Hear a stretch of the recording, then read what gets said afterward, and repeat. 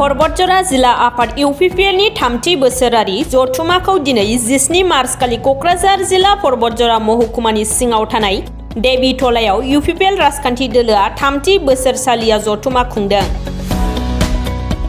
सानसेनि हाबाफारिजों खुंनाय बे बोसोरारि जथुमानि गेवलां मेलाव गाहाय आलासि महरै बाहागो लायो बिटिआरनि गाहाय मावफुं सोद्रोमा प्रमद बर'आ।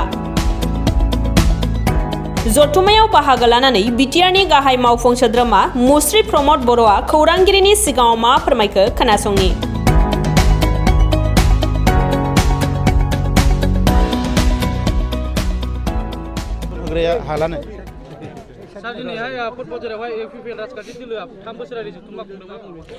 जोबोद मोजां जथुमा खुंदों। बेवहाय बर'जों लोगोसे गासैबो हारिनि सुबुंफ्रा गाजा गोमजायै बाहागो लादों आरो बेनो फोरमान जे रायजो राजाफ्रा जे इउपिपिएलखौ आरोबाव दावगालांनायखौ लुबैयो, रायजो राजानि खामानि मावनायखौ लुबैयो, गोख्रों जानायखौ लुबैयो। बिनिनो फोरमान परबतजरा ओनसोलखौ जोंहा गोबां जौगाहोनांगौनि खामानि मावनांगौ दङ।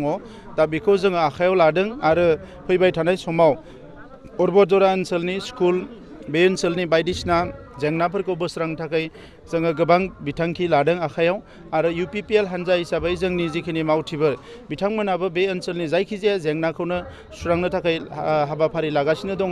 दिनै आं बेवहाय फैनानै गिबियावनो देबिटला हाइ स्कुलाव हाबदों आरो बे स्कुलनि थासारिया थिंफ्रा मोजां नङा, गोजाम जाजोब्बाय। बिनिखायनो बे फरायसालिनि थाखाय 15 लाख रां बे स्कुलखौ रिन'भेसन खालामनो थाखाय आङो फोसावदों। बेजों लोगोसे 35 लाख रां बेवहाय अडिट'रियाम लुनो थाखाय फोसावदों आरो बाखि जि जेंना दङ बे ओनसोलनि आङो दैदेनगिरिफोरजों रायज्लायनानै बाखि जेंनाखौ सुस्रांनायनि हाबाफारि लागोन। जोबोद दुखुनि बाथ्रा। 17 बोसोर मोनदोंमोन आगोलनि सरकारा, बेवहाय गोबां खामानि मावनो हागौमोन, नाथाय बेखौ नायख्लेंनानै दोनदों। बे ओनसोलाव फैनानै सोरबा हा आवग्रिदों, साहा बागान लुदों, राबार बागान लुदों, नाथाय बे ओनसोलखौ जे जौगाहोनांगौ बेनि खामानिखौ बिथांमोना मावाखिसै। नाथाय जोङो परबतजराखौ नोजोर होदों। गुरुदेबनि गुरुधामनिफ्राय लानानै जेसेबां बेवहाय माखासे हाबाफारि मावनांगौ दङ बेखौ मावनो थाखाय जों आखायाव लादों।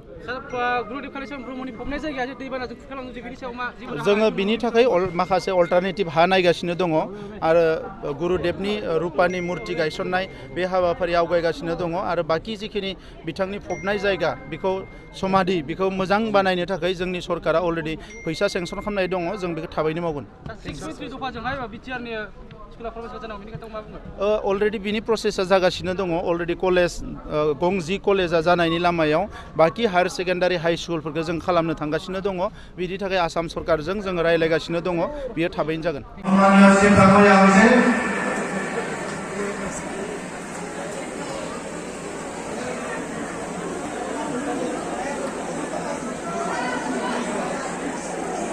बहुत सामान्य विद्यार्थी भ्रमण डाঙৰীয়া আহিছে, গতিকে মই আপোনালোকক